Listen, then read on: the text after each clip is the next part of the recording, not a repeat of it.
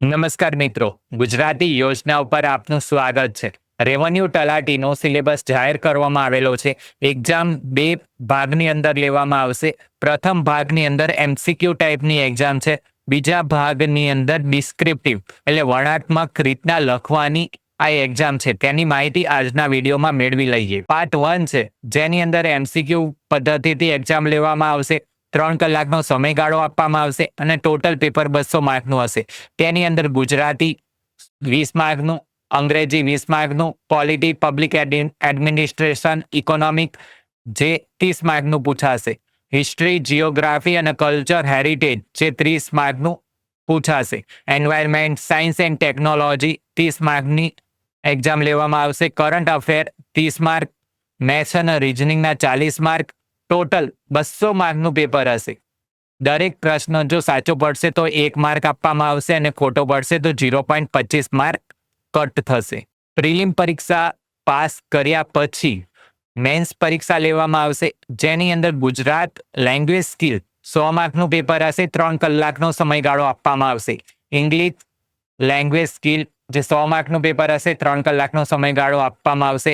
General studies 150 માર્કનું paper હશે, 3 કલાક આપવામાં આવશે.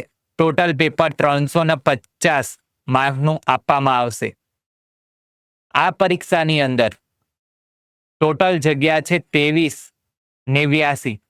તેના 5 ગણા પાસ કરવામાં આવશે અને જે વિદ્યાર્થી 40% માર્ક નથી લાવતો તેને ફી પાછી આપવામાં નહીં આવે. ગુજરાતીનું મેન્સ ભાષાનું 100 માર્કનું પેપર છે. તેની વાત કરીએ તો નિબંધ 3 પૈકી કોઈ પણ એક 200 શબ્દમાં લખવાનો છે, જે વર્ણનાત્મક, વિશ્લેષણાત્મક, ચિંતાત્મક, સાંપ્રત સમસ્યા પર આધારિત હોઈ શકે છે અને 10 માર્ક તેને ફાળવવામાં આવેલા છે. ટોટલ પેપર 3 કલાકનું છે. ટોટલ ગુણની વાત કરીએ તો 100 ગુણનું છે. વિચાર વિસ્તાર 3 પૈકી કોઈ પણ 2 લખવાના છે, જે 100 શબ્દમાં લખવાના છે ને ટોટલ 10 માર્કના છે. સંક્ષેપીકરણ જેનો 1/3 ભાગની અંદર તમારે તેને સમજાવવાનું છે, 10 માર્કનું છે. ગદ્ય સમીક્ષા આપેલા ગદ્યખંડના આધારે પૂછેલા પ્રશ્નોના જવાબ આપવાના છે, જેના 5 માર્ક છે. પ્રચાર માધ્યમ માટે નિવેદનો તૈયાર કરવા 200 શબ્દોમાં લખવાનું છે, 10 ગુણ છે. પત્રલેખન, અભિનંદન, શુભેચ્છા, વિનંતી, ફરિયાદ વગેરે આશરે 100 શબ્દોમાં છે, જેના 5 ગુણ છે. ચર્ચાપત્ર આશરે 200 શબ્દમાં. વર્તમાન પત્રમાં પ્રજાના પ્રશ્નો, સાંપ્રત સમસ્યાઓ, વ્યક્તિગત અભિપ્રાય રજૂ કરતું ચર્ચાપત્ર, જેના 10 ગુણનો સમાવેશ થાય છે. અહેવાલ લેખન આશરે 200 શબ્દમાં છે, જેના 10 ગુણ છે. ભાષાંતર અંગ્રેજીમાંથી ગુજરાતીમાં અનુવાદ કરવાનો છે, જેના 10 વાક્યો આપવામાં આવશે અને 10 ગુણ આપવામાં આવશે. ગુજરાતી વ્યાકરણની વાત કરીએ તો ટોટલ 20 ગુણનું રહેશે, જેની અંદર રૂઢિપ્રયોગનો અર્થ, કહેવતોનો અર્થ, સમાસનો વિગ્રહ, છંદ, અલંકાર, શબ્દ સમૂહ, જોડણી, લેખન શુદ્ધિ અને ભાષા શુદ્ધિ, સંધિ, છોડો કે જોડો, વાક્ય રચનાના અંગો, વાક્યના પ્રકાર અને વાક્ય પરિવર્તનનો સમાવેશ થાય છે. પેપર 2 ની અંદર અંગ્રેજી સબ્જેક્ટનો સમાવેશ થાય છે. તેની માટે પણ 3 કલાક આપવામાં આવેલા છે. ટોટલ ગુણ 100 માર્કનું હશે, જેની અંદર એસે લખવાનો છે, લેટર રાઇટિંગ લખવાનો છે. એસે 10 માર્કનો, લેટર રાઇટિંગના પણ 10 ગુણ છે. રિપોર્ટ રાઇટિંગ કરવાનો છે 150 શબ્દમાં, જેના 10 ગુણ છે. રાઇટિંગ ઓન વિઝ્યુઅલ ઇન્ફોર્મેશન, જેના પણ 150 શબ્દો છે, 10 ગુણનો પ્રશ્ન રહેશે. તમને કોઈ પણ ઇમેજ આપવામાં આવશે અથવા તો કોઈ ચિત્ર અથવા તો કંઈક એવું તમને કંઈક કહેવામાં આવશે, જેની ઉપર તમારે લખવાનું છે. ફોર્મલ સ્પીચ જે 150 શબ્દમાં લખવાનું છે, 10 ગુણ. સંક્ષેપીકરણ તમારે 10 ગુણનું પૂછાશે.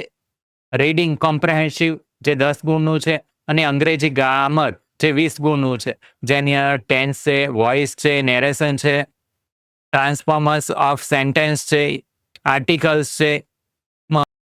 ને ગુજરાતીથી અંગ્રેજીમાં ભાષાંતર કરવાનું છે, જેના 10 ગુણ છે. ટોટલ 100 માર્કના પ્રશ્ન રહેશે. પેપર 3 જેના 150 માર્ક છે, જનરલ સ્ટડીઝ મીડિયમ ગુજરાતી જ રહેશે.